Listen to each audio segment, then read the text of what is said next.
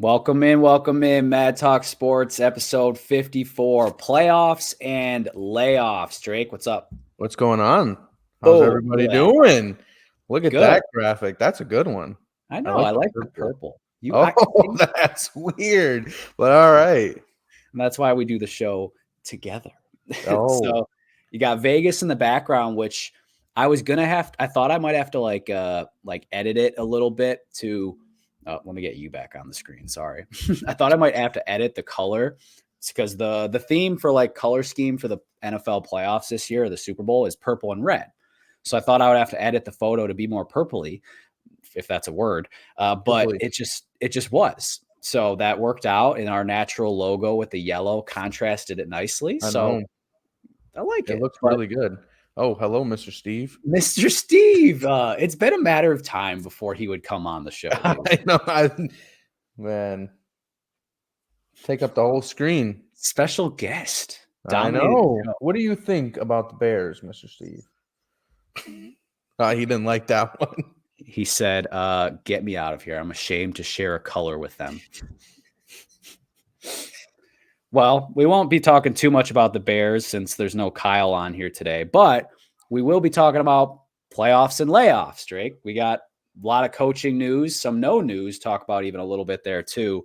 But a lot of our energy today is going to be on, the upcoming playoffs. We're going to both make our picks, and we do have our choices for awards for the NFL too, and we'll throw a game in there just to keep it all fresh and make sure we all have a mental break around that midway point. Yes, sir. And as in the title, playoffs and layoffs, I don't know if anyone could guess what we're talking about. It's a mystery. I think we're just going to talk about Stanley's. And it's going to be flop because we're going to talk about the layoffs first. So layoffs and playoffs. Yeah, I should have had it the other way around, but usually I want to start with the positive. But layoffs, coach firings. So some not so shocking ones. Arthur Smith, he was fired like 10 seconds into Black Monday.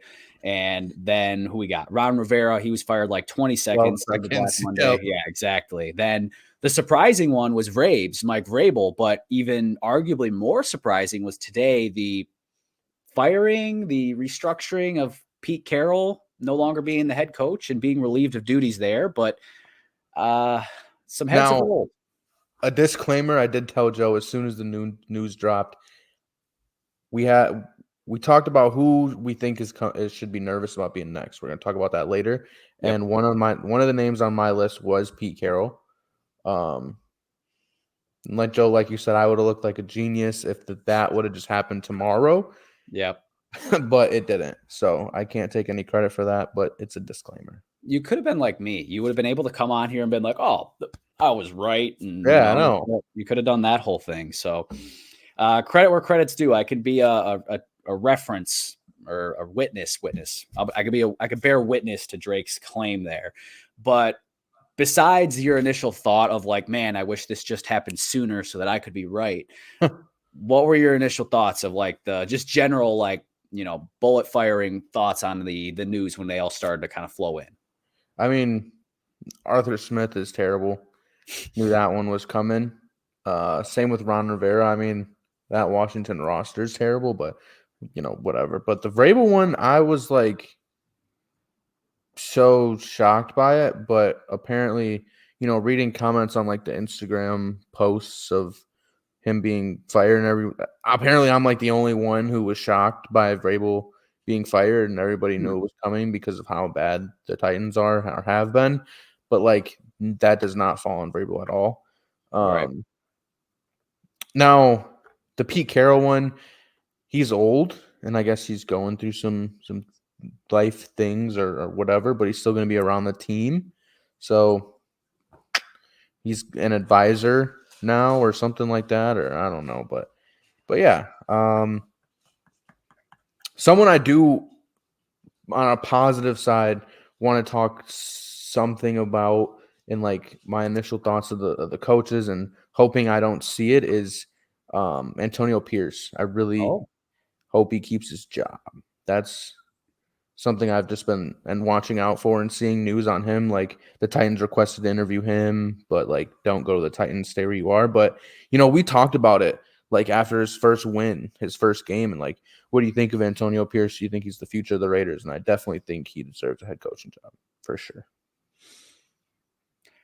I agree with that. To start with unpacking from the end and circle back from there. I'll start with the Pierce part of it. I agree with you. I think there's a spot for him somewhere. He gives like in a very different way, but kind of like gives me some like Dan Campbell vibes as far as like maybe he's not going to be like the boy genius, the wonderkind of like, X's and O's, but he could galvanize the locker room. People want to play for him, and there's some value to that. And in a lot of ways, it's more valuable to have that than to have the next, boy genius offensive coordinator that you hire. So he does have a spot. I hope the Raiders keep him. I think for their sake, they should. But I don't hope he goes to the Titans. And my initial reaction for Vrabes was good for him because the Titans are stuck. They're stuck. They're stuck in the cellar of not only the AFC South when they're looking up at teams with Anthony Richardson or teams with CJ Stroud or even Trevor Lawrence, even with the down year, like they're bottom. They're bottom of that division and they're bottom of the conference too. They're losing their best player in Derrick Henry. The defense is mid. They have no real marquee players to make note of. Kevin Byard's gone. AJ Brown shipped out years ago, and QB's a question mark. Will Levis, I'm not into him all that much, but for Vrabes, I think it's a blessing. Yeah, I don't think the disguise is very thinly veiled. Like you can see, like, man, good for him, and he's going to have opportunities elsewhere. And we'll get into that, but to go back to where you began with Arthur Smith and Ron Rivera, it's a year too late. This was supposed to happen last year. Arthur Smith became the first coach ever to win or to lose double-digit games in 3 consecutive seasons. So, some people I didn't know that. Huh? I didn't know that. Well, because you think about it, how many people actually make it past like losing 10+ games back seasons? Now, part of that's the fact that there's 17 game seasons. Otherwise, he would have been 7-9. But they stink, and their talent doesn't stink. So he handled the coaching, or he handled the quarterback situation awful all year this year and last year even. So long overdue for both of them. And you got guys like Pitts, who's a phenomenal talent, right? That's not utilized well. The quarterback situation, like you said, is not good. Running back situation, you have 2 very good running backs. A rookie who was supposed to be what I guess Jamar Gibbs is or has been utilized as, right? And just completely the use of and Drake London is not bad either. Like just complete misuse of talent, complete misuse of the roster, and just bad decision making. He doesn't even fit the coaching vibes. Like he doesn't meet the eye test of a head coach. He looks like the Lorax. He looks like he speaks for the trees. Now, I agree. Like it's something we've talked about at various points. It's something that frustrates, obviously, a lot of people is just the mismanagement of the talent. And something I said a couple weeks back when like the Christmas themed episode of White Elephant, I went through like all these coaches. And what I said for Arthur Smith was the damning thing for him is he's an offensive coach and they've invested a ton in the offense, but they're carried by the defense. And if that's the case, usually you're the first head to roll. So I'm not surprised. It's a pretty decent job opening, like not great, but I wouldn't mind going there. It's a soft division. You've got some young talent. You've got some corner pieces. So, and it's a patient owner too. People don't know that necessarily, but Arthur Blank, I think's his name. Yeah, Arthur Blank for Atlanta. He gave Arthur Smith 3 years when he shouldn't have even given him 3 games, So like, it's not a bad landing spot. Washington, I also think, is not that bad of a landing spot either. Tennessee, however, bad landing spot. Yeah. And never mind. I forgot what I was going to say completely. Oh, and the Falcons defense is very good too. So I think exactly. The Falcons are a desirable spot. Yeah. And if you don't mind jumping right into the next, let's go. Yeah. The Falcons are actually where I would like to Vrabel to go. I think Vrabel would be perfect for the Falcons. Mm. If he doesn't, I think Chargers would be like number one spot for him. But Yeah. like I think they're gonna go after like Harbaugh or maybe Bill. But I think if Vrabel doesn't land with the Chargers, then Falcons would be a perfect fit for him. Right. No, that's a good one. And they weren't originally one of the teams I thought for Vrabes. It was so to talk about the Patriots thing, he should have zero interest in going there. Like, no. I've seen that too. Like, he's a Hall of Famer for them, and yada yada yada. And they would sure that can be true, but why would you want to tie yourself to the team that has very little talent and is about to potentially usher out the GOAT? Like, no, thank you. So I hear you on the Falcons. My first thought also was the Chargers, given that of every job out there, they're the only one where you've got a quarterback. The only one. And on top of that, they do have, key pieces. I do think cap is going to be a little bit of a problem for them over the coming seasons. But it's been proven as recent as right now by like teams like the Packers that even if you're strapped with cap, like Packers are paying $40 million to Rodgers and $20 million to Bakhtiari. If you got the right guy in charge, you put together a culture and you hit on some draft picks, it don't matter. So Chargers is certainly a top option. I do think Washington is an appealing job for Vrabel or whoever, any top candidate really, because while their roster is a little lean, I do like that you can tie yourself to this new ownership group. And I do like the move of actually bringing in Bob Myers. And if you're not familiar, he was the GM for the Warriors in constructing their dynasty in the NBA. Now, obviously, basketball talent evaluation and such is not going to transfer, but in some capacity, business is business. So I do like that move for the direction of that team. Sorry, Jesus. But I think that's a sneaky, desirable spot because the NFC East is not like world beaters like we thought it was last year. So that's something to be on the radar too. And, Sam Howell, he's not great, but, he showed flashes of someone that can be developed into a good quarterback. Yeah. And the roster around him is good, Terry McLaurin, Jahan Dotson, I like Brian Robinson. Yeah. Yep. I think it is a desirable spot for sure. Besides having 4 different names potentially in the last Hopefully 3 years. One. Yeah, but as for like Ron Rivera, whoever will take him. Yeah, I mean, and Arthur Smith, he could be an offensive coach somewhere. Yeah, Rutgers. But there's no head coaching spots for them. I mean, if the Panthers want to hire one of them, bring back Ron Rivera, part 2. Ahead. Yeah, I know. Gross. Have fun developing Bryce Young. Holy way. All right. I'm not out on Bryce Young, but we won't get stuck in that because, we don't want to waste real estate on the worst team in football. Exactly. So, yeah, I didn't put a ton of thought into where they might go because I agree with you. There's no head coaching spots for those two guys. No. Pete Carroll, though, I have no idea if he stays as an advisor with them or if he continues his coaching career because this came a little bit out of left field for me. Yeah.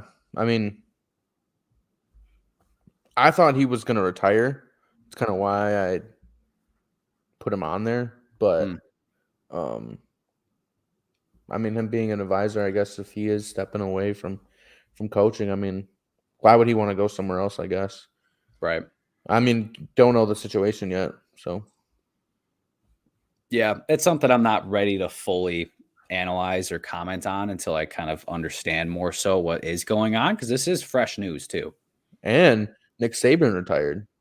Yeah, shout out. It's not NFL, but one of the greatest coaches ever in general, just coaching. So retirement right there. Yeah. Yeah. Shout out Nick Saban. He had a lot of success with multiple schools and built up the biggest powerhouse in modern college football in Alabama for, most of our lifetimes. So absolute shout out there. And go ahead. A lot of NFL talent Oh, for sure. A lot of NFL talent. Yeah. And then, snuck a Mac Jones in there too.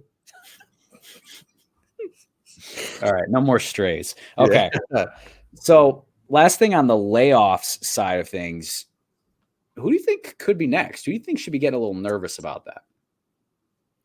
I think that the firings are done.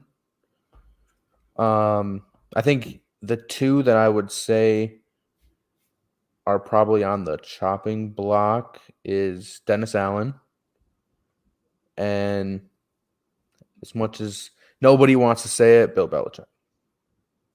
Hmm. What do you think's the delay? Greatest coach of all time.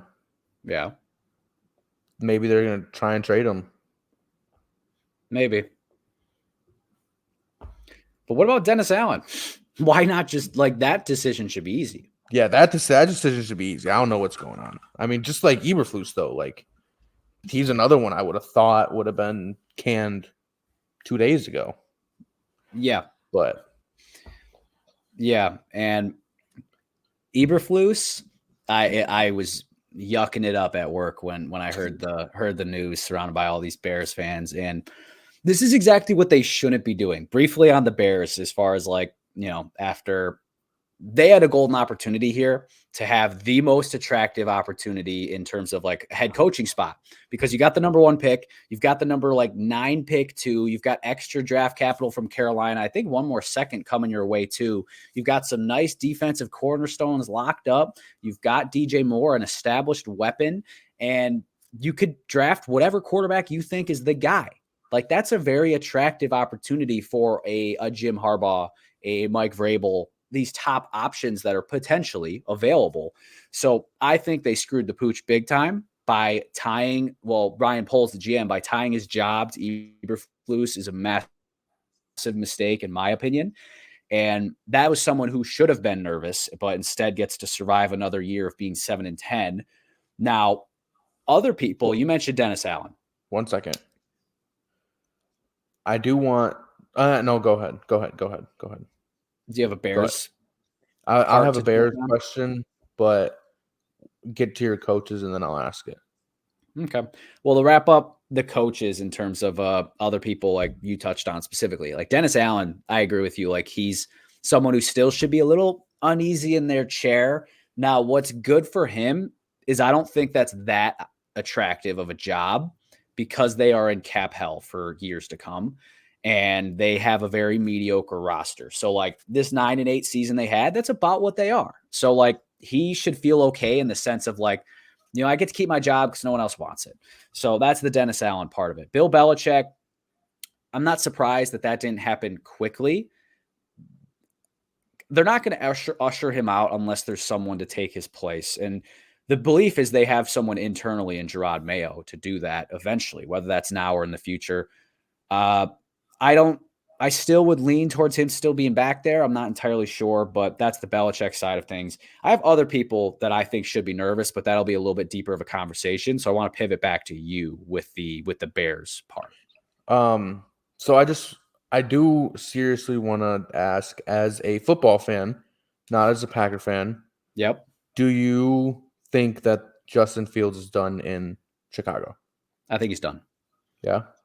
Yeah. And I thought so last year in terms of he should be, but I didn't think he would be. Now, this year, I think the quarterbacks are, I don't know if any of them are as good as CJ Stroud necessarily, but I think you could feel better about Caleb Williams, Drake May, or Michael Penix being better than Bryce Young has been and being at least you've got your guy in terms of maybe not all three of them, but if you have a favorite in there, you need to be going after them. And I think they're realizing that. They found out that they are very limited with Justin Fields. He's not awful. He's not a useless quarterback. I think he could be very useful for a team like the Falcons to kickstart their offense moving forward. But you also have a ceiling. Their ceiling with Justin Fields is to be maybe this year's Lions, and that's assuming everything goes really well for them, and they're not even on that level. I don't think they're even all that close, but they're a decent team, but they're stuck especially when they just watched last week. They watched Jordan Love be, I don't want to talk too much about Jordan Love, but like you see some special. And that's some special from like an arm talent and pocket awareness and field vision you don't see from Justin Fields. And they probably knew it already, but that last step, that last stop along the way this season, they got to really, really see it. And they're like, man, we can't have another 15 years where Green Bay's got a better quarterback than us. We just can't do it. I agree. I like you said, I do think I think the Bears organization didn't fail him, but I think they failed him. Like, I think he could develop some, like, he needed a weapon. You got him a weapon in DJ Moore, and they performed well together. They did. DJ Moore had a good year. Justin Fields had a good year passing the ball. But yeah, I do think that the Bears need a change at the head there. And I think Justin Fields just needs new scenery too. I just wanted to know what your opinion was on that. Right. No, I've been vocal. I've been shouting it at the mountaintops, even though I probably should be more quiet about it, that like, hey, Bears, fucking hire Jim Harbaugh and draft Caleb Williams and you're set. You would be looking good. But of course, they're the Bears, so they can't, make a good decision if it hit them in the face. So I'm not surprised. I'm not. We'll see what they do with the number 1 pick again this year. Yeah, I think they should actually pull the trigger. You can't go back-to-back drafts passing on generational, maybe not generational, but certified top 10 quarterbacks and keep your job. You can't do it. You passed on CJ Stroud last year effectively by trading back. And whether it's Caleb Williams, Drake May, Penix, whoever ends up being that guy, if again you traded back away from there when you're a franchise that has never had one, your job's gone. But don't want to spend too much on the Bears. Let's yeah. So last point I wanted to make from a coaching standpoint, as far as who can be nervous, there are 2 guys that are still going that I think are nervous if they have a big blunder this weekend. That's Mike McCarthy and that's Sean McDermott. Either of them lose and they are fired, both of them. Yep. Mike McCarthy especially. Which is unfortunate because he's done a good job. Yeah. 3 straight 12-win seasons. They have won a couple of playoff games, and I like the offense, especially this year now that he took over. But it's Super Bowl or bust for Dallas. I mean, that roster is good. The best roster in the league. It's better than the Niners roster because you have Dak at quarterback. I could agree with you that I'd have to think about that. Dak's definitely better than Purdy. Yeah. And you got 2 wide receiver 1s and a solid wide receiver 3. Yeah. Running back, obviously Tony Pollard's nowhere near Christian McCaffrey, but on the defensive side too, when Trayvon Diggs is healthy, I think that's the best roster in football. And I just an argument. Think that, like you said, it's Super Bowl or bust. And I think that's been kind of obviously it's the running joke that every year it's the Cowboys' year, but like I think this year was actually, it's looked like it could be their year, and if McCarthy doesn't get there, gone. Yeah, especially if he's a first round exit. If he's a first round exit, he'll be fired on Monday. Well, especially if it's to the Packers, dude. Like that's salt in the wound at that point. And quick question: so is your mom a Cowboys fan? Yes. Okay. Yeah, I remember her commenting on our Cowboys post in the preseason when I said they would threaten the Eagles. Yeah. And man, I got some interesting comments on that. Like some Eagles fan commented like keeping receipts or something. Well, I kept them too, buddy.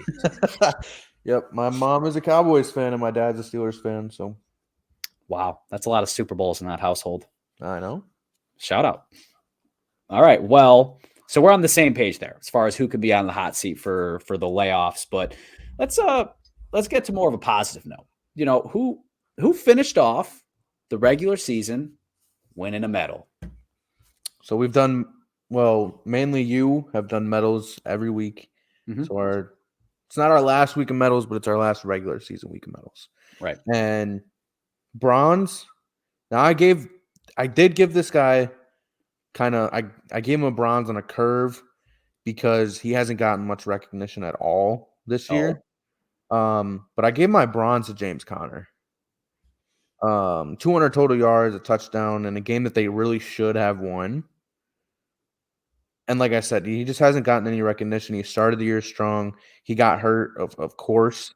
But ever since the Steelers, he's had 100 yards every game. Yeah. Touchdown in every game against defenses as good as, the Steelers, the Niners, the Bears, the Eagles, even the Seahawks, which are all defenses that we and everybody says are good. Yeah. And, if Kyler Murray was on the Cardinals all year, I think that they would be last week they would have been punching for a wild card spot. So I just think that he gave the offense a spark, and he had a good game again to end the week or end the season. And I just don't think he got enough recognition, so he got my bronze this week. Yeah, and he never does get the recognition. Partially, I think it's because it always seems like he turns it on after his team's been eliminated. It's like it always seems like he's on like these, subpar teams, and all of a sudden, like weeks 14 through 18 or whatever, he's just like, all right, 2 touchdowns a game. Let's go. It does seem like that. But he's always hurt. So yeah, unfortunately. But shout out. He definitely had a really strong end of the season, and that's good to give some recognition. I kind of went similar route as far as at least 2 of my 3 medalists. I did people who we're probably not going to see again. So first of which, he will be in the playoffs, but he won't be playing, and that's Carson Wentz, bronze medal. So just shout out that he came back from the dead, not literally, like, you know what I mean? But, I get it. Yeah. He's back from nothing. Like, it kind of similar to Baker last year, but even a little bit more extreme, I would say. So shout out, game-winning drive, was able to get that 2-point conversion to topple the Niners as well. So I don't even think his numbers were all that great, but shout out. Maybe someone will pull him as a backup, Yeah. At least I think he did this to prove, like, hey, guys, I'm a good guy. Like, I can be a backup. It's okay. You could pay me $1 million and right. And I'll take it. Yeah. Who got your silver then? So another guy we're not going to see again, and a guy who we probably won't see in that same uniform ever again. And that's Derrick Henry. So, you honestly should give him gold for what he did to the Jaguars to let you into the playoffs. But he went beast mode in his final game, I believe, as a Tennessee Titan. I'm excited to see where he goes, but he went out with an absolute bang against the Jaguars, which what better way to do it? A team that he's tormented for the past, 7-8 years. Yeah, that farewell message, you're just like, damn. Yeah. Derrick Henry's the Titans running back. I don't know. He might go to the Eagles. I know. It's been talked about. Yep. But yeah. You're gonna like my silver. I gave it to the Packers O-line. Oh. You guys, they only allowed 3 pressures against a good defense in a must-win game. The run game was very good. Aaron Jones had like 100 something yards. And I think you had 1 QB hit. So that tracks. You allowed 1 QB hit. So Packers O-line got my silver. I respect it. I do like that one a lot because, the boys up front don't always get all the credit. And, the unit had gone through a lot of rough patches, much like the whole Packers team over the course of the year. So shout out, giving them a little bit of a silver medal. Who beat him out? Nico Collins. Agreed. He's beast. Must-win playoff game, 9 catches for 195. Yeah. And a touchdown. Yeah. I think, wasn't it like the first play of the game was that long-ass touchdown? Yeah. It was like 70-something yards or something like that. That's what dogs do. You know what? That's what they say, right? Big-time players make big-time plays in big-time games. And, him and unfortunately Tank Dell got hurt, but like him, Tank Dell, and CJ Stroud have a great – that's going to be fun to watch. Yeah. And they got a good young O-line, and Yep. their tackles are both already locked up long-term contract-wise. So And they have $72 million of cap space next season. that'll play. That'll play. And they just won the division. Yeah. Crazy. Who would have thought? I picked them to win 7 games, and I thought I was reaching going into the season. We both count them onto the playoffs. Yeah. We said they were going to turn something around, but I didn't know they were going to literally fully turn the boat around. I thought they were going to start to correct course. We were wrong. We were wrong. And that's what great players and great coaches do, is they make you wrong. That's the beautiful thing of the NFL. Something I didn't think about is how many new playoff teams. We'll get to that later. So I can't jump ahead yet. But now that we're done with the regular season, it's time for our real awards, our Mad Talk awards, the Maddies, if you will. Oh, wow. Like the Grammys, but the Maddies. The Maddies. So I put it up, Drake, when we put this out as far as our agenda for today. I said you can either make it a prediction or your personal ballot. I went personal ballot. I was going personal even way before you said Good. that. I'm not doing predictions because it's all a popularity contest with the awards. I was thinking circle jerk, but close enough. Works. All right. Well, last year I remember I made this dumb decision on defensive rookie of the year of forgetting Sauce Gardner was a rookie. So this year I made sure not to make those mistakes. All right, good. Well, you mentioned it. Let's just talk about it. Who's your defensive rookie? Devon Witherspoon. He missed a few games, but he's a Pro Bowler. We both loved him, and he lived up. So I gave it to Devon Witherspoon too, just because that's mine. But the nose tackle for the Rams, Kobe Turner, he's very good too. And then Will Anderson deserves a shout out too for the Texans. But I mean, Jalen Carter's gonna win it. I know, and I know early on he came out really strong, but I thought he tailed off. And I mean, that Eagles defense tailed off completely. Tailed off is another word for dumpster fire, but someone's gonna win it. And yeah, so we both like Spoon. I kind of knew that's what we were both gonna do. We're both big Spoon guys. We'll probably do the same thing here too. Not big Spoon, whatever. All right, offensive rookie of the year. So it has to be CJ Stroud, right? Yeah, right? It does. It's got to be. Yeah. But I'm gonna award it to Puka Nacua. Oh, that Rams team isn't great, but guess what? They're a playoff team. Puka broke the rookie records for reception and yards, and he was a wide receiver 1 for that team, even with Cooper Kupp around. Yeah, who we both put as a top 10 receiver. Yeah, Nacua Matata. It means no worries.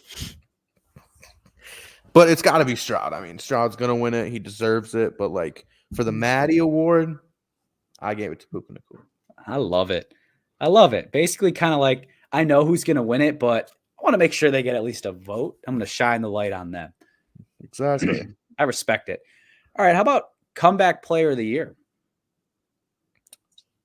Disclaimer, I'm all for the DeMar Hamlin story. Respect it all, but let's get it straight. He was granted that award the second he was cleared to play again. He was granted that award. But it simply goes to Joe Flacco or Baker Mayfield. Oh, you have to choose. You have to choose right now. Baker Mayfield. Got it. But Flacco came off the couch. He hasn't been relevant in 7 years, Sleepy Joe. But Baker Mayfield, he was cut 2 years ago.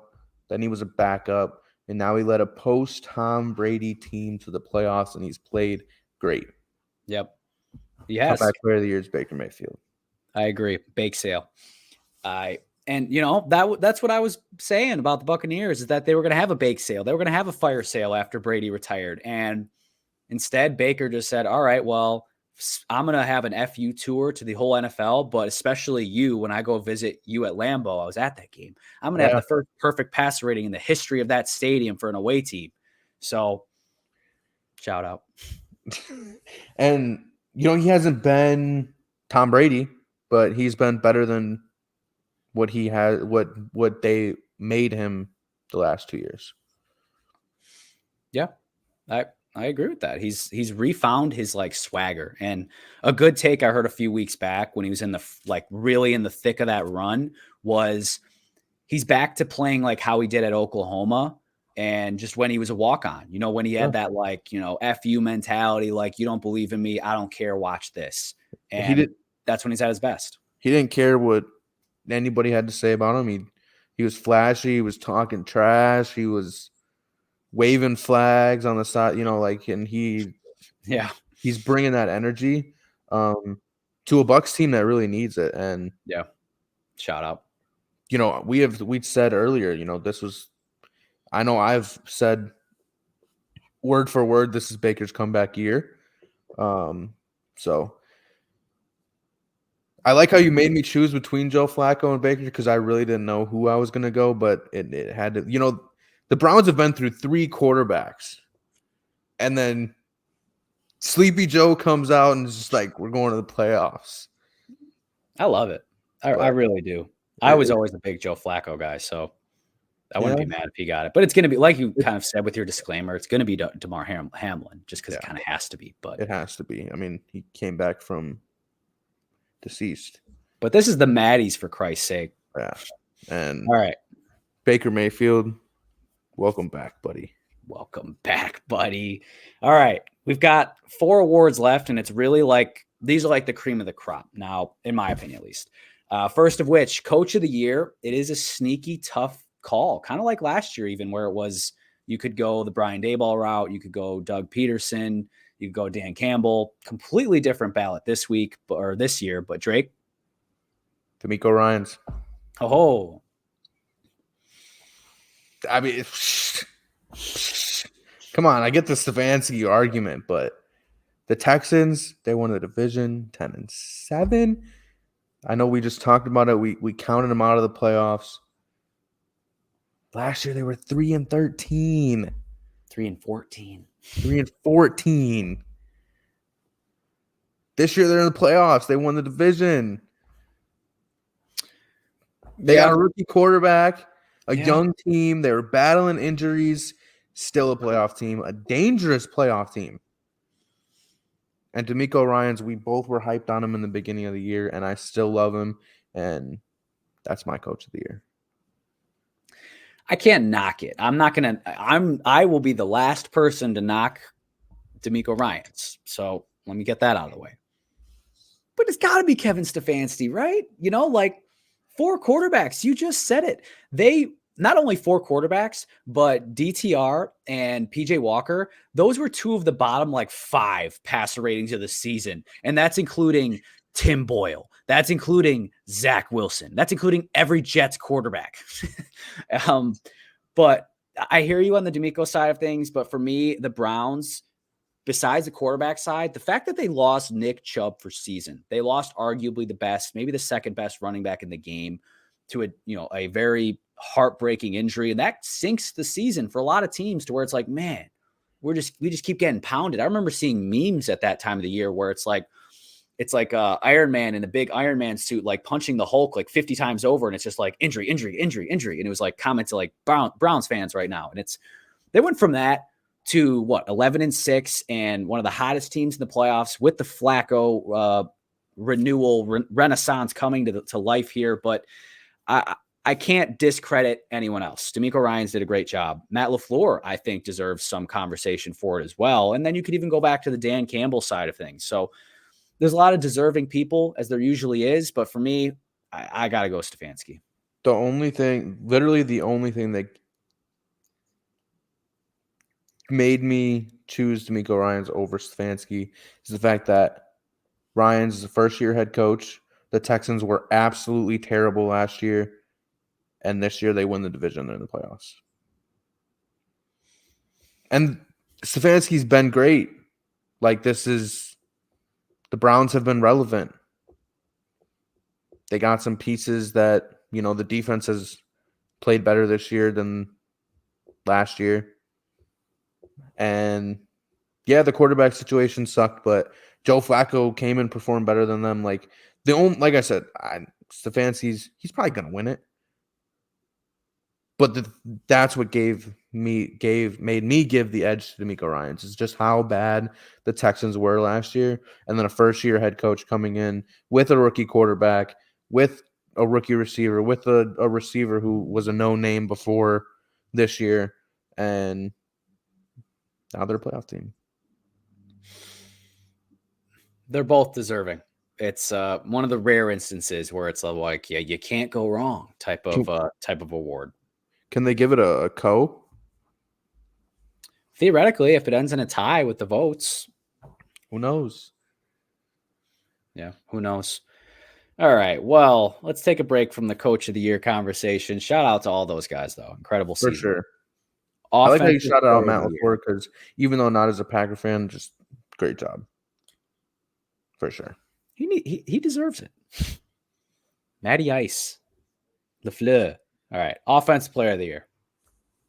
Christian McCaffrey. McCaffrey. Next. Defensive player of the year. You want me to go first or you want to go first? Just say it. TJ Watt. What's that on your sweatshirt there, sir? TJ Watt, sack title again. Leads every stat possible. I seen this argument that TJ is not double teamed statistically, but that's because they don't track the chips by the tight ends and the running backs as double teams. TJ is double teamed every play, every single chips, every single play. I think not tracking the chips is just Lay's.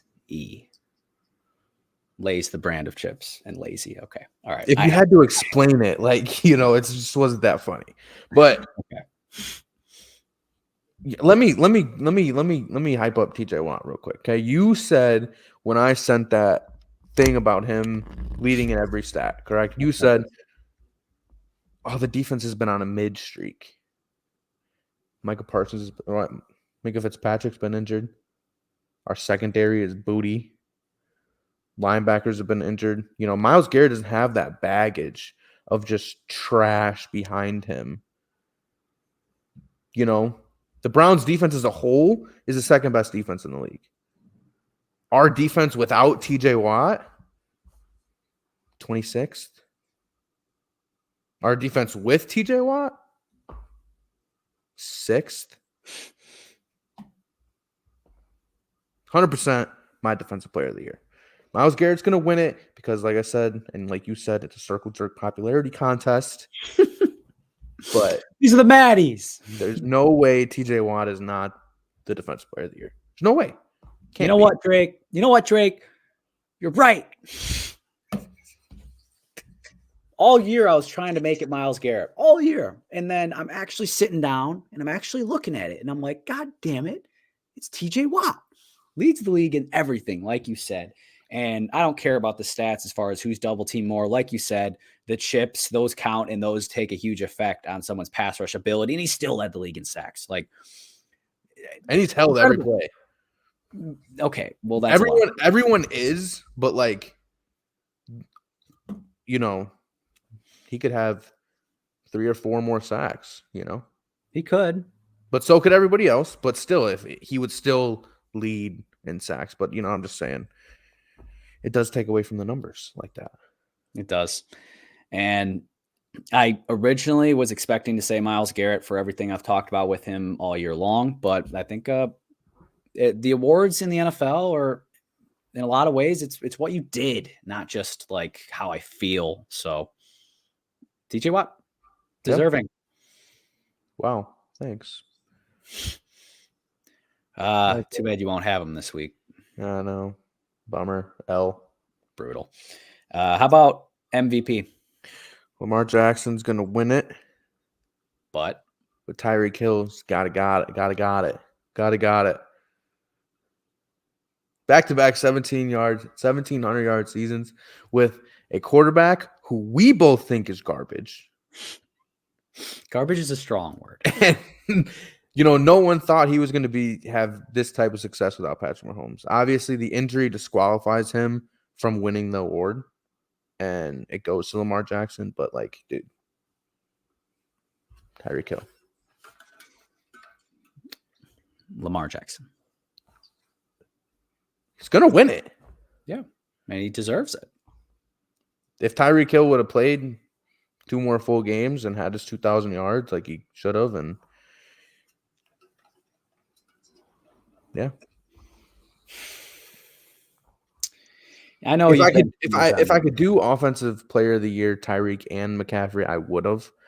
But yeah, that's an interesting conversation. So how is he MVP but not offensive player of the year? Now that you bring it up, because I had to do one or the other. You hate when I do 2 people, so if I could go back and say offensive player of the year is Christian McCaffrey and Tyreek Hill, I would. And MVP. No, that's not what I mean. I mean, if it's not, if Tyreek Hill is not clearly the offensive player of the year, how can he be the MVP? Well, Christian McCaffrey would clearly be the MVP too. If Tyreek Hill didn't miss.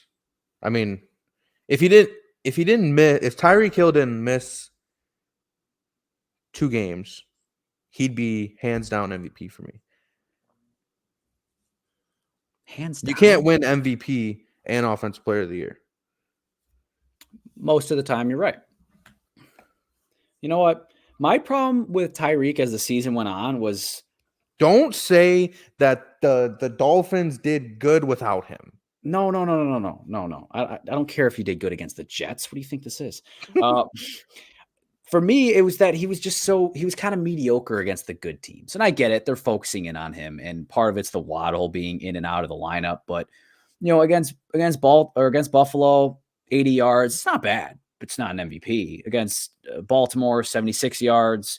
Against Dallas, he had a good game. He had almost 100 yards that game. But let's look back to the Chiefs game, 60 yards.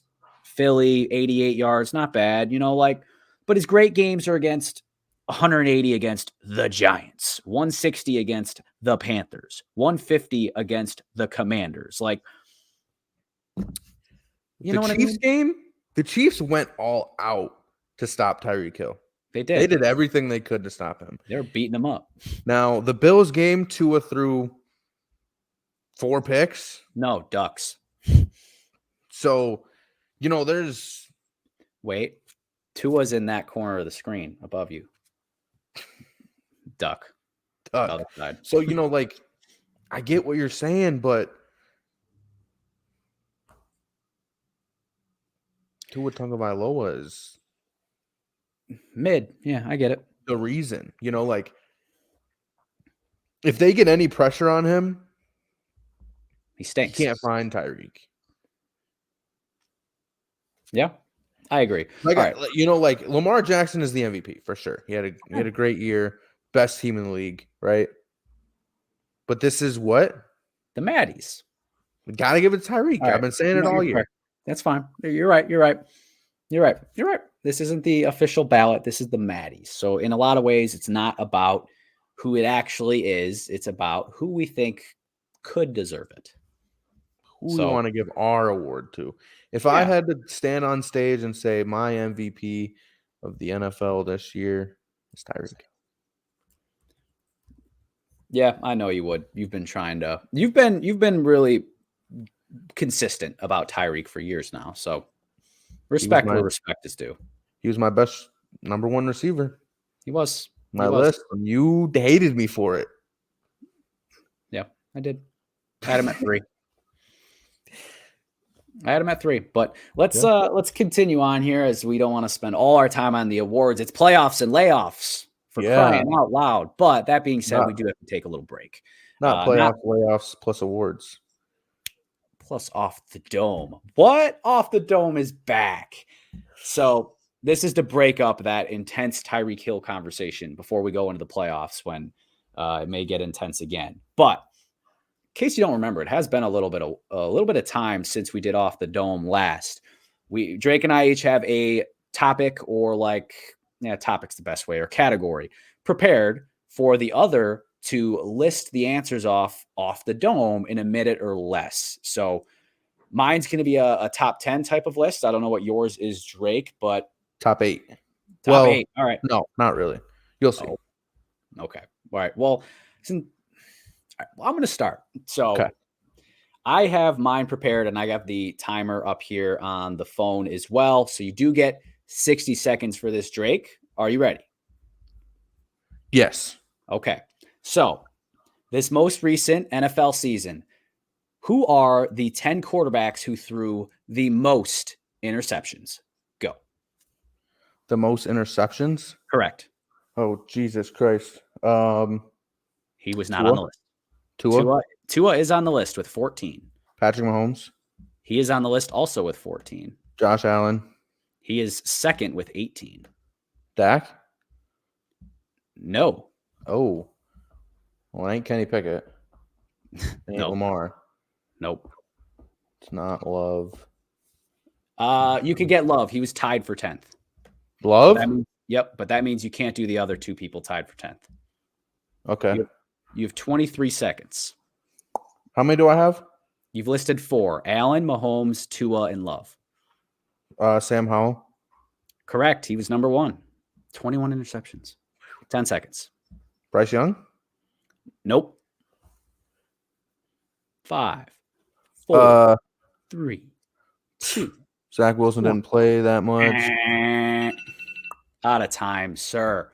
Okay, so number 1, Sam Howell, or I guess number 132, depending on what, So Sam Howell, 21 picks. Josh Allen, 18 picks. You missed Jalen Hurts, who had 15. Then a 3-way tie between Mahomes, Tua, and Trevor Lawrence, all with 14. So that's 6. Jared Goff had 12. Desmond Ridder also had 12, though he was benched for 3 games. Mac Jones, didn't go. Damn. And then Mac Jones, he threw 12 in 11 games. And then it was a 3-way tie between Stafford, Purdy, and Love, all at 11 picks for 10th place in terms of most interceptions. So you did all right. You got 1, 2, 3, 4, 5. 5. That ain't bad. See, I didn't go Jones or Ritter because they didn't play. So I was like, there's no way that they're on the list. But whatever. Side note, L. Who do you think had the highest passer rating this season of anyone who played at least 3 games? Mason Rudolph. Yeah. Crazy. I know. One foggy Christmas Eve. I know. All right. A minute timer here. Now, mine is a list. Okay, there's 8 of them. Are you ready? As soon as I read the question, the timer starts. What are the top 8 most common last names in the NFL? Oh my God. All right. Allen. Allen is not on the list. Jones. Jones is number 5. Smith. Smith is number 1. You got 1 and 5. Williams is number 3. White is not on the list. 30 seconds. Think Eagles. Brown. Yep. Number 4. 18 seconds. Fuck. There's a couple of Loves, but probably only like 2. Wilson is on the list. That's number 8. 4 seconds. Time. All right. So you got Smith. That's number 1. Okay. Johnson is number 2. Duh. You got Williams, which is number 3. Brown with a hint. That was number 4. You got that. Jones, number 5. Davis was number 6. Miller was number 7. And you got number 8 with Wilson. So I got what? 5 out of 8? Yep. Brutal. Not bad. I feel like I should have had Johnson. Moron. Yeah, that. I was just trying to think of like, all right, star players who have a common last name. And then I'm like, okay, that's kind of, let's go. But then I'm over here looking to my left at my list of quarterbacks who threw a bunch of picks, and I'm like, Howell, Tagovailoa, Allen. Allen. Yeah. I'm kind of surprised about Allen, honestly. Yeah, I know. Probably was like 12th or something. All right. Good little refresher of Off the Dome. It keeps you sharp. But that brings us to our final topic of the day and the leading name on the title, and that's playoffs. Playoffs. We're talking about playoffs. Dude, I said that the other day to Kyle, and he had no idea what I was talking about. I just don't know how you were talking about. Okay, never mind. All right, maybe it was you who didn't know what I was talking about. Okay. It wasn't me. I didn't. Yeah, I remembered his name, though, after. His name was like Jim Mora or something like that. He was coach of the Colts with the young Peyton Manning. But anyways, so playoffs, exclamation point this time. We're going to pick the games this week. That's going to be where we spend more time. But we're also picking out our full bracket that we have to stick to. Now, before I make my picks for this week, I just want to give myself a little love for the season I had in terms of my picks. Straight up, I was 170 in 99. So that's might be the best season I've ever had, 71 games above 500. And then against the spread, I was 9 games above 500. So had a rough stretch towards the end, but finished with 2 winning weeks to keep everything good and solid there. So still going to count it throughout the remainder of the playoffs each week. But this is my official bracket today, and the same for Drake. Well, look at you. I didn't track mine. I know. Whatever. You're maybe next the spread. It can be Joe Dracomus next year. Your picks can be like Dracula or something like that. Yep. Okay. Drake's takes. All right. But let's start specifically with our wild card game, since obviously that's what's happening this week, and then we'll fill out our bracket from there. So first on the docket is our 2 coach of the year picks. That's Browns at Texans. Browns are favored by 2.5 on the road. This is the one that I don't know, man. I don't know. You go first. I have no idea. I went a little back and forth too for a little bit, but my heart is with the Browns and Joe Flacco, so I'm rolling with it. I got the Browns, and I got them covering 24-20. These 2 teams played recently, but CJ Stroud wasn't there. So that does benefit the Texans a little bit because they got that direct game film without giving away their secrets. So I think this will be a nice, tough game, but I think the Browns are just a little bit more ready. You want to go with your heart here, dude. I know I do. Give me the Texans. No! Give me the Texans. Alabama. Where's Pat McAfee? Give me the Texans. Wow. Okay. God, that just ruins my bracket. But you know what? Give me the Texans. Bracket busters. They're one of only 2 home teams to be dogs in terms of the betting odds this week. So I think the Flacco run is going to come to an end in Houston. It very well could. This is such an interesting matchup, though. You know, like the storylines as far as like these 2 franchises are tied together forever because of the Deshaun Watson deal. And it's crazy because he has literally no bearing on this game, but it's still an interesting matchup because no one really thought these guys would be here heading into the season. I mean, I thought the Browns would, but no one else did. But, you know, so it's a good matchup. I'm happy for either team that wins, honestly. You can't always say that, but making the playoffs for both of those teams is a huge win, as it is. Either one winning that first round, it's going to be huge too. So. Right. One of these 2 teams is going to be in the Elite 8, if you will, of the NFL, which is insane. Next up, though, this game is set to be like the projection right now for temperature is like kickoff to be about 5 degrees. Yep. So Miami and the Dolphins may freeze, but they are going to Kansas City, who are 4-point favorites. This is a rematch from when they matched up in Germany earlier this year. But Drake, it's your turn to kick it off. So obviously the weather is a huge factor for Miami, right? I think so. But look, the Chiefs have no one to catch the ball. I got Kansas City. I got Kansas City beating Miami. Again, they're going to do what they need to lock down Tyreek Hill. It's going to be freezing. Kansas City is literally telling people you need to stay inside, and you're bringing Miami to no shot. Dude. Remember last year when Miami played in LA of all places in December, and they needed like to bring space heaters into the locker room? Like, bro, they're in some trouble. Yep. I'm with you. Even though the Chiefs offense stinks, this is a game that they're going to win. Rashee Rice has been fine. He's been nice. Yeah, he's been nice. But I got Chiefs 21-14. I think this is going to be a grinder of a game. I think that's the score that their game was earlier this year. But I think it'll be kind of similar there. Chiefs defense is really good. Dolphins are banged up as heck. Dolphins can't beat good teams.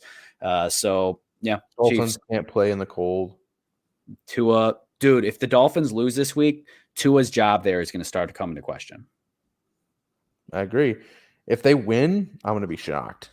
I would be too. If they win, it's going to be because the Chiefs fell apart. If they win, it's going to be because single-handedly, Tyreek Hill has a great game, and MVS drops 12 deep balls. Ouch. Okay. On to the next game, which is the biggest spread of the weekend. Drake, I'm sorry, but your Steelers are road dogs at the Bills, who are 10-point favorites at home. I'm super happy that we're there. Unfortunately, we are going to be packing our bags, and it'll be a nice day trip to Buffalo. Yeah. Get yourself some buffalo wings and maybe stop at Tim Hortons and maybe go to Niagara Falls. Get to see what Mason Rudolph is made of, if anything. Also, a little side note, I've seen something that Pittsburgh is banned, like you can't order buffalo wings on Sunday. Oh, rude. So I mean, I'd be all right. I like a lot of wing flavors, but yeah, I've got Buffalo. Without TJ Watt, we stand absolutely no chance. Zero chance. Zero. Yeah. 35-12. If I had to randomly guess. That 12 sounded random. You're like 35-12. Yeah, you guys are in a rough spot. Now, the Bills have played bad against bad teams as of late, if you think about their game against the Chargers and their game against the Patriots. But I still think they win this because they're good, and the Steelers without Watt are not. Maybe we can put up 30. Maybe Mason Rudolph can reel it in, and we put up 30. We put up 30, we could win. Even though there was a playoff game, we put up 30 and we lost. So that could probably happen again. Who knows? Yeah, to Blake Bortles. Bills 23-16. I think it's going to be more of a grinder, ugly defensive game, honestly. But they they play the game for a reason. So who knows? Any given Sunday, we say that all the time. So any given Sunday. All right. Now this game. Packers at the Cowboys. Multiple storylines going on for this one. So Cowboys are 7.5 points at home. What'd you say? Cowboys are 7.5 point favorites at home. You really sped right through that. You said Cowboys 7.5 favorites at home. Mike McCarthy. Mike McCarthy has to welcome in his replacement in Matt LaFleur, who's leading a red-hot Green Bay Packers team. This is the stadium where the Packers won their Super Bowl. These are the teams that matched up in the Ice Bowl. These are teams that go way back. These are teams that are storied franchises that feel really good about their seasons. Drake, who do you got?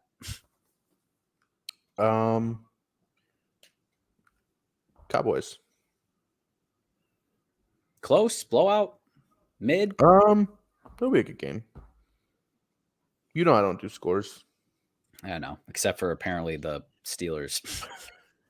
Yeah, Cowboys. All right.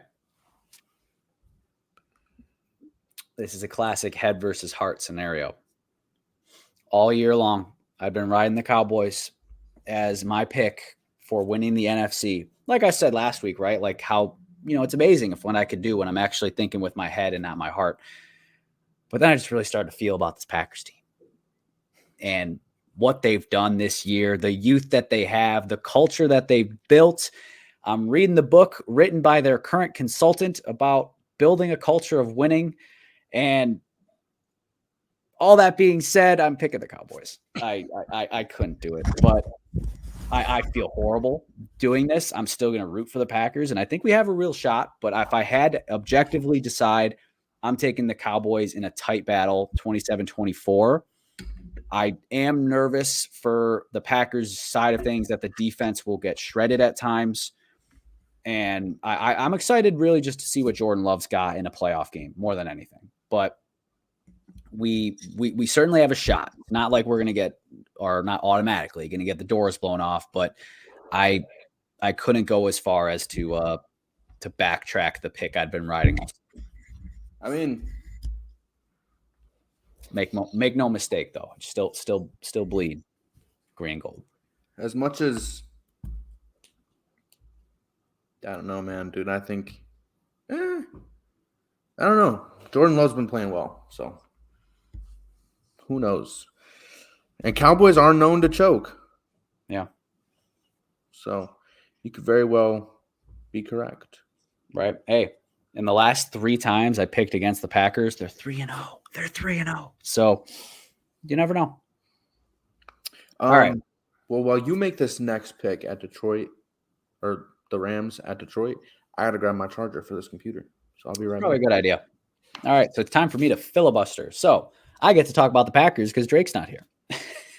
So beyond the game, something I want to say about the Packers that deserves a little airtime here too is that not only is this season like really, really impressive in terms of what we've been able to accomplish, but the Packers are the youngest team in the league. I'm taking Drake off the screen until he figures his ish out and gets plugged in. But not only were the youngest team in the league, we're the youngest team in years in the league and the youngest team to make the playoffs since the 70s. The last time there was a team in the league as young as Packers, it was the 0-16 Browns of 2017. So future is really bright, even though I didn't pick them this game. So while Drake took that break, I got to add in a little bit of stuff I didn't get to touch on earlier on. And the Bears still stuck.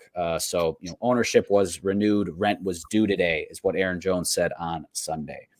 All right, Drake's back. You used the time for me to get the charger and talk about the Packers. Oh, for sure. Dude, I can't wait till they lose and we just don't have to hear about them anymore. Says who? All right. Rams at Detroit. I think this is the best game of the week. Just with the dyad between Stafford returning to Detroit, to Sean McVay versus Jared Goff, his forgotten son, if you will. The Lions are 3-point favorites at home. This is their first home playoff game in 30-something years. So it's an interesting game, and I'm really excited for this one. Drake, what's going to happen? I love that the Stafford jerseys are banned. Oh, really? Yeah. You wear a Stafford jersey, you're not getting in. Unless you're wearing a Rams Stafford. I think it's Stafford Lions jersey. Why? He didn't. It's not his fault. I know, but I love it. It just adds to the storyline. Okay. But I believe I picked. Yeah, I got the Lions. We got a disagreement. I got the Rams. It's good only if and only if they don't have to kick field goals because their field goal team, their kickers have been awful all season. I got the Rams 28-24. But yeah, I like the Rams. I've liked them all year, and I think they can go in and pull off an upset here. If there's any team that I think is the last year Vikings, it's the this year Lions. Not like I think they're better than the last year Vikings, but I just think that a little bit. The Rams are going to be a very tough matchup for them. Kyron Williams is a dog. 2 great receivers, great quarterback. Matthew Stafford revenge game. I wanted to pick the Rams, but I knew you wouldn't pick someone in your division to win and advance. Our division's a bunch of frauds. So I went with the Lions just to kind of oppose you. But I want the Rams to win. That's who I want to win. That's who I'm going to be cheering for when it comes down to it. Yeah. Interesting. I like Matthew Stafford. Yeah.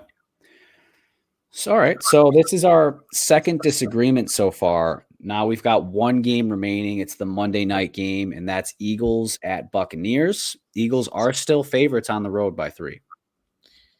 With the way the Eagles have been playing, there's no way I cannot pick Tampa Bay. At home? That's what I think I got to do. It's another one I went back and forth on, like the Texans and Browns, and I went with my heart there. I'm going to go with my heart now, and I'm going to pick Tampa Bay. Yeah, this was a hard one. I have gone back and forth, probably more than any, and that's saying something considering the Packers-Cowboys one. I went really back and forth on this one. And I went in with the same mentality as you as far as like, there's no way I can pick the Eagles. But I went ahead and picked the Eagles. I got the Eagles. I don't know. I'm a little concerned about the way the Bucs played the last 2 games of the season, getting kind of their asses handed to them by the Saints and then putting up 9 points against the Panthers. I was a little concerned with that, if I'm being entirely honest. And while the Bucs still have a way better energy and momentum than the Eagles right now, I think that no one could argue that. There is some aspect of the Eagles like to where I feel like eventually their talent has got to show out at least for 1 week. And I think that could happen this week. So I'm going to ride with the Eagles. I mean, they won the Super Bowl last year. They're still a good team. Very talented roster. Yeah. They just got to figure It'll probably click this week just because I picked against them. Yeah. So fly, Eagles, fly. All right. Now, so we ended up going 3-3 as far as games we agreed on and games we disagreed on. So no matter what, one of us is going to do better than the other this week. So that'll be interesting to see. Now, let's quickly pencil in the rest of our bracket. We don't have to go into in-depth analysis because obviously this is all theoretical, but that would we'll go conference by conference, starting with the AFC. For me, with my picks, my remaining 4 teams would be Ravens, Browns. That would be a matchup. And then Bills, Chiefs would be a matchup. Those would be mine. Mine would just be Ravens, Texans. Ravens, Texans, and then Bills, Chiefs. Yeah. Okay. So I would pick the Ravens to advance, and I'd pick the Bills to advance. I got the Ravens, and I got the Chiefs somehow sneaking their way back. Who you got winning? Who you got winning the AFC? So we're just going AFC total? Yeah, and then we'll go. I got the Ravens in the Super Bowl. As do I. Not much to say more about them. They've been the most complete team this year. All right. Now, in the NFC, my 4 teams remaining in divisional round would be the Niners and Rams matching up, and then Cowboys, Eagles. 2 divisional matchups in that playoff bracket. 3 total in my final 8, but never mind. Go ahead. I got San Fran versus Bucks, or Bucks at San Fran, and then Lions at Cowboys. Cowboys at Lions. Lions at Cowboys. Oh, that would be a juicy rematch from the reported as eligible game. Oh yeah. I would have the Cowboys winning against the Lions, and I would have San Fran winning against the Bucks. I also have the Cowboys winning, but for me, it's against the Eagles. And then I would have a shocker, the Rams upsetting the Niners. Oh. No, you don't. I do. Swear to God. Let me get it. Where are you at? Rams. That's gross. If any team in the NFC can beat them, it's the Rams. It's the Rams, for sure, actually. Thinking about it, it is. Really you're like, damn, you're right, though. You are. They got to get past the Lions, though, obviously, first. Yeah. But, so for me, that would be a Rams-Cowboys NFC championship game, which I would have the Cowboys winning. So I love this. You are sticking with your Super Bowl matchup preseason. Yes, I am. And it all works out the exact same way. Yeah, it does. And I as well have a Cowboys-Ravens Super Bowl. Let's go. Dude, we got it documented too and everything. So I like that we're on the same page there. So you got the Cowboys going to San Fran and winning. Man. See, I almost like convinced myself that the Rams would beat the Lions just so that they could match up against the Niners and beat them so that the Cowboys wouldn't have to play them because I want my pick to be right. I'm very hardly convincing myself for the Cowboys to beat the Niners. I just think they're due, man. I just think they're due. And it's what I want to happen. And right now, I take it we are going to be picking new winners as the bracket goes on. So, like, as of now, this is just what I want to see happen. Oh, wow. This would be amazing. I mean, this is what I could see it happening for sure. Looking at the bracket, it's like, oh, yeah. But then I look at my other one with the Browns winning and well, you're like, that one's fun too. Yeah, I know it is. I made two brackets, one with the Browns. Everything is the same except the Browns won in that one, and then the Browns beat the Ravens, and then they beat the Bills, and then they're in the Super Bowl with the Cowboys. And then the Cowboys win. But this one, I have the Ravens winning the Super Bowl. So I do too, and that's another thing that I've been on for some time now. So we ended up with the exact same, huh? Yeah, pretty much. So same Super Bowl, same winner. Talk about all your eggs in one basket. I know. Maybe I should pick the Cowboys. Maybe I should go back and just be like, you know what? San Fran and the thing in the Super Bowl and San Fran versus the Ravens, and I got San Fran. But I'm not going to do that. Good. But I did make – you're not going to be able to see it. I can't see shit. God dang it. Oh, wait. That's why. There you go. I did. Oh, I see it. Yeah. This is my second one. I made this today at 1:50, and then here's my Ravens one that I just had the Ravens. Why do those look like they were done on completely different apps? No, they're not. It's the same one. I see now. Okay. Yeah. So I just made two with the Browns winning and then the Texans winning because that was the game that I just couldn't decide. So. That's fair. Alternate universes basically there. I got to do one of that for like when the Packers win. Do it. I just don't want to let my mind go to a world where the Packers go and play at San Francisco again. I just don't want to watch that anymore. I'm tired of it. Yeah, scarred. It's a new team. It obviously would be different, or not obviously, but potentially. All right. Well, I like it. This is going to be a really fun playoffs. This is one of the best playoff brackets in recent memory, in my opinion. And just looking at the list again now, as far as new playoff teams, Packers, Lions, Rams, you said Texans, Steelers, Browns. That's 6 new teams. That's half the field. And that's, man, I love to see that. I really do. And